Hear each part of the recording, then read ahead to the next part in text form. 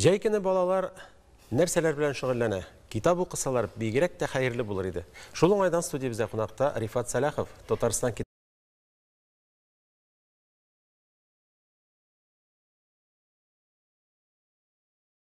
Жай көне балалар нәрсәләр белән шөгыльләнә? Китап укысалар бигрәк тә хәерле булыр иде. Шул уңайдан студиябездә кунакта Рифат Салахов, Татарстан китап нәшриятының балалар һәм яшүсмерләр махсус проектлар бүлеге мөхәррире.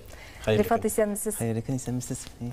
Рифат, бик күп матур китаплар белән килгәнсез, әйме? Әйдәгез, безне дә таныштырыгыз әле алар белән.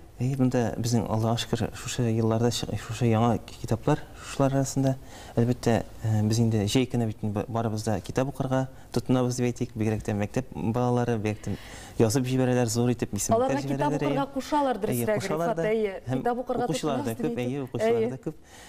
Шуңа күрә үзеп моның кайсы гына китапны алсак та барсы да үзенчәлекле, барсы да кызык. Әгәр дә инде менә кичкенәрәк балалар булса, алар әле мәктәп башлангыч мәктәптә булса яки Ленар Шәйхның Галинең псие дигән китап, ул инде Андерсон премиясенең дипломына лаек булган китап. Тәбрикләйбез, котлы булсын.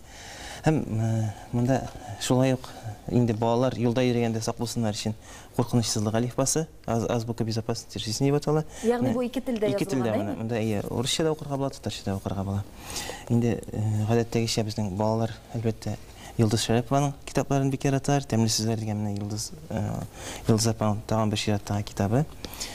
Инде комикслар укырга теләгән балалар өчен Зилә Язның Сабантуй журналы белән эшләнгән проектыбыз Шәвәли комиксы. Монда инде кемнәр генә юк. Менә Дию пәриләре дә бар монда.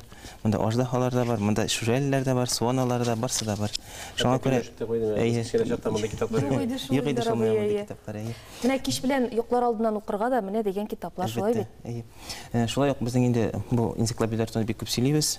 Шушы сериядән Русмен белән бергә эшләнгән татарчага тәрҗемә ителгән китаплар, гаҗәеп хайваннар, терек табигать, астрономия, бигрәк тә астрономия дигәндә август ае җитә тиздән.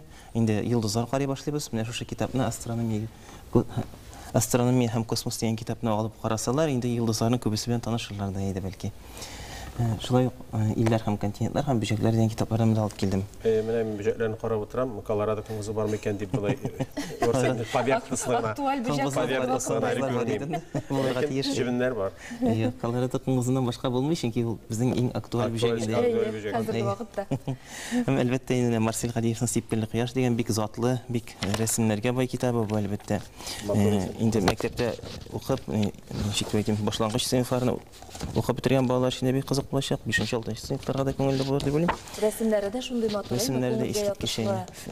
Фәридә Харасова табигатен чагылдырган менә урманнар, рәсемнәре. Әйе. Кичкенә кызым булгач, менә шушы китапка күзем төште. Бу өч кыз әкияте аудио язмалар белән дә бирелгән, әйме? Әйдәгез, тыңлап карыйк әле.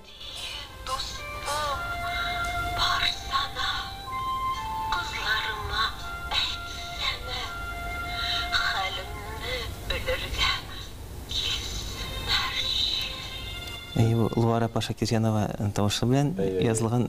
Менә бик матур итеп укылган, әйме рәсемнәрен ача-ача, шушы аудиоларга басып. 0 яшеннән ярый торгандыр дип уйлыйм. Туган карарга да, куып карарга да, чәйнәп карарга да ярый. Һәм үзләренә басып тыңларга да була. Мондый сериядә китапларда күп бит сездә, әйме, Рифат? Безнең 4-5 китабыбыз бар менә шундый. Һәм ул инде безнең президент каршындагы татар теле комиссиясе ярдәме белән чыга. Һәм шулай ук менә сезнең каршыгыздан да интерактив китап дип атала, Таң батыр. Бик кызыклы безнеңчә китап, аны Йылдыз Миңнуллина белән бергә эшләдек дип әйтергә була.